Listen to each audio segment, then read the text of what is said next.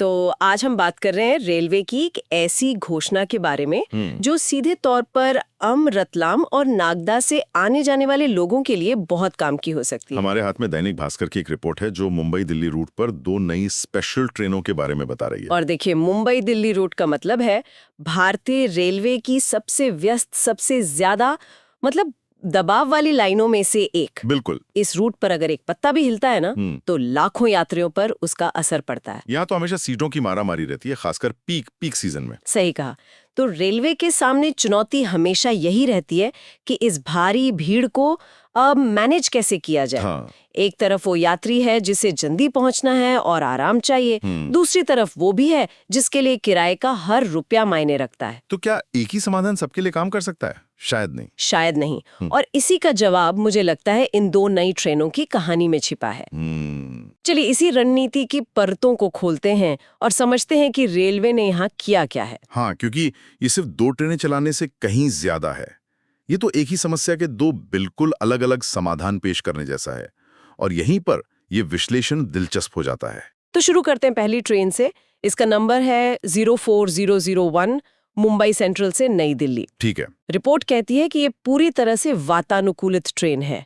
First AC, AC 2 tier और AC 3 tier.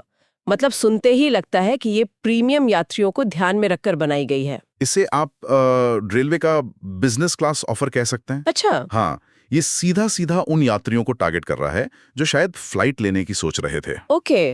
Railway एक तरह से कह रहा है, आपको स्पीड चाहिए, आराम चाहिए, हम आपको हवाई जहाज जैसा अनुभव जमीन पर देंगे। फर्स्ट AC और AC 2 टियर कोच रखना इसी मानसिकता को दिखाता है। ये वॉल्यूम का नहीं, वैल्यू का खेल है। अच्छा, ये इंटरेस्टिंग है। अब इसके समय को देखते हैं। ये ट्रेन 7 दिसंबर को रात 11:30 बजे मुंबई सेंट्रल से चली। रात में। रतलाम में अगले दिन सुबह 8:45 बजे और नागदा में 9:30 बजे पहुंची।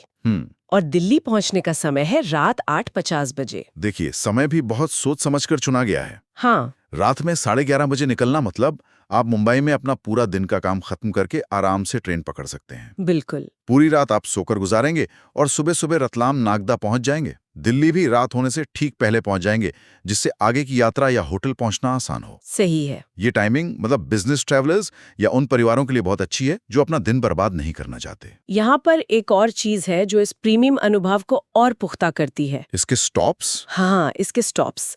ये सिर्फ बोरीवली, सूरत, वडोदरा, रतलाम, नागदा, कोटा और मथुरा जैसे बड़े स्टेशनों पर ही रुक रही है। और यही इसकी सबसे बड़ी खासियत है। कम स्टॉप्स का सीधा मतलब है कम रुकावट और तेज गति। राजधानी एक्सप्रेस वाला मॉडल। बिल्कुल, राजधानी मॉडल। रेलवे ये संदेश दे रहा है कि अगर आप ज्यादा पैसे खर्च कर रहे हैं तो आपका समय भी बचाया जाएगा। हर छोटे स्टेशन पर रुकने से यात्रा का समय बढ़ता है और वो प्रीमियम अनुभव कम होता है। तो ये ट्रेन सिर्फ आरामदायक नहीं है, ये समय के हिसाब से भी बहुत एफिशिएंट है। मतलब साफ है, पहली ट्रेन का फोकस है स्पीड, कंफर्ट और एक प्रीमियम एक्सपीरियंस। हाँ। जो सीधे तौर पर एयरलाइन के यात्रियों को एक विकल्प देने की कोशिश है। बिल्कुल। लेकिन कहानी का ये तो बस एक हिस्सा है। बिल्कुल। मुंबई दिल्ली रूट पर तो करोड़ों लोग ऐसे भी सफर करते हैं जिनके लिए किराया सबसे बड़ी प्राथमिकता है। और यहीं पर रेलवे अपनी दूसरी चाल चलता है।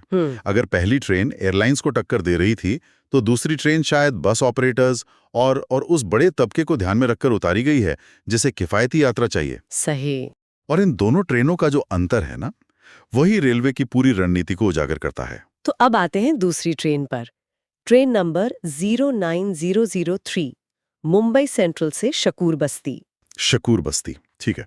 ये भी एक सुपरफास्ट ट्रेन है, लेकिन इसका मिजाज बिल्कुल अलग है। इसमें AC 3 टियर के साथ स्लीपर क्लास और जनरल सेकंड क्लास के डिब्बे भी हैं। देखिए, कोच कॉम्पोजिशन बदलते ही ट्रेन का पूरा कैरेक्टर बदल गया। हाँ, बिल्कुल। स्लीपर और जनरल कोच का मतलब है कि रेलवे अब बड़े पैमाने पर सेवा दे रहा है। ये ट्रेन ज्यादा से ज्यादा लोगों को उनके घर पहुंचाने के मिशन पर है। यहाँ प्राथमिकता आराम से ज्यादा पहुंच और किफायत है। ये भारतीय रेलवे का वो चेहरा है जिससे देश की आम जनता सबसे ज्यादा जुड़ी हुई है। और इसके चलने का समय भी बिल्कुल अलग है। ये 7 और 8 दिसंबर को सुबह 10:30 बजे मुंबई से चली। अच्छा, दिन की यात्रा। हाँ, दिन की यात्रा। इसके रतलाम पहुंचने का समय है शाम 7:03 और नागदा का रात 8:08। दिन की यात्रा भी कई लोगों को पसंद आती है, खासकर उन परिवारों को जो बच्चों के साथ सफर कर रहे हैं या जिन्हें रात में सफर करना उतना सुरक्षित नहीं लगता। सही है। लेकिन यहाँ जो असली गेम चेंजर है वो है इसके स्टॉप्स की लिस्ट। हाँ, मैं वही देख रही थी। लिस्ट काफी लंबी है।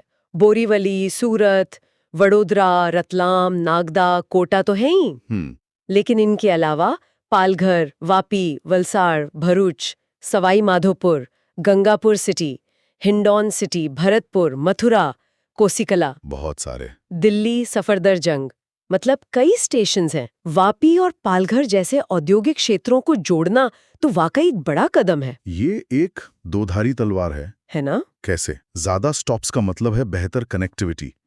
उन छोटे शहरों के लोगों को एक सीधी ट्रेन मिल जाती है जिन्हें पहले शायद बस पकड़कर वडोदरा या सूरत आना पड़ता था। ये समावेशी विकास का एक बेहतरीन उदाहरण है। हाँ, ये तो है। लेकिन इसका दूसरा पहलू ये है कि हर स्टॉप के साथ यात्रा का कुल समय वो बढ़ जाता है। हाँ, तो यहाँ रेलवे गति की जगह कनेक्टिविटी को चुन रहा है।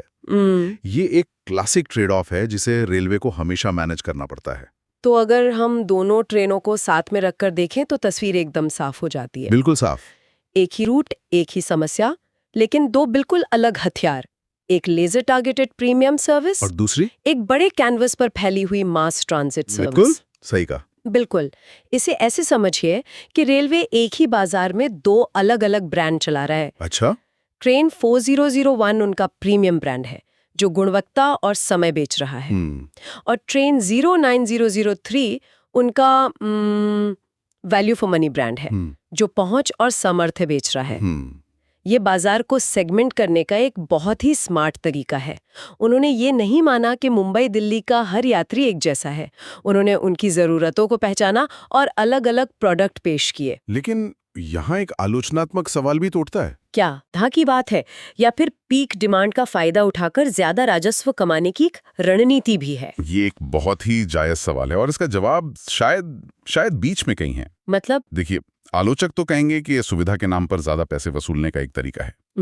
वहीं रेलवे की तरफ से तर्क ये होगा कि इन स्पेशल ट्रेनों को कम समय में मौजूदा संसाधनों पर अतिरिक्त दबाव डाल के चलाया जाता है, जिसकी एक ऑपरेशनल कॉस्ट होती है। अच्छा। सच ये है कि ये दोनों का मिश्रण है। ये निस्संदेह एक रेवेन्यू बढ़ाने वाला मॉडल है, लेकिन ये उस मांग को भी तो पूरा कर रहा है जिसे नजरअंदाज नहीं किया जा सकता। ये भी सही है। अगर ये ट्रेनें ना हों तो शायद कई लोगों को टिकट ही ना मिले या उन्हें बसों या प्राइवेट टैक्सियों में बहुत ज्यादा पैसा खर्च करना पड़े। और रतलाम और नागदा के यात्रियों के लिए इसका क्या मतलब है?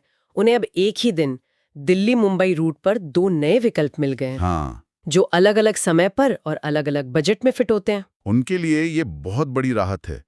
अब उनके पास चुनने की आजादी है। सही। अगर किसी को सुबह रतलाम पहुंचकर दिन में अपना काम निपटाना है तो वो प्रीमियम ट्रेन ले सकता है। हाँ। अगर किसी को आराम से शाम को पहुंचना है और पैसे बचाने हैं तो उसके लिए दूसरी ट्रेन है। ये सिर्फ सीटें बढ़ाने की बात नहीं है, ये सही तरह के विकल्प देने की बात है। इससे यात्रियों की निर्भरता कम होती है और उनकी यात्रा की योजना ज्यादा लचीली हो जाती है। तो कुल मिलाकर आज हमने मुंबई दिल्ली रूट की इन दो स्पेशल ट्रेनों के जरिए ये समझा कि कैसे रेलवे एक जटिल समस्या को हल करने के लिए एक बहुस्तरीय रणनीति अपना रहा है। बिल्कुल। एक तरफ प्रीमियम एसी स्पेशल है तो दूसरी तरफ हर वर्ग के लिए एक सुपरफास्ट ट्रेन। ये सिर्फ भीड़ प्रबंधन नहीं है, ये मार्केट को समझना भी है। हाँ, और ये दिखाता है कि कैसे त्योहारी सीजन या छुट्टियों की भीड़ को प्रबंधित करने के लिए रेलवे विशेष उपाय करता है। स्पेशल ट्रेन का कॉन्सेप्ट ही अस्थायी मांग को पूरा करने के लिए बनाया गया है।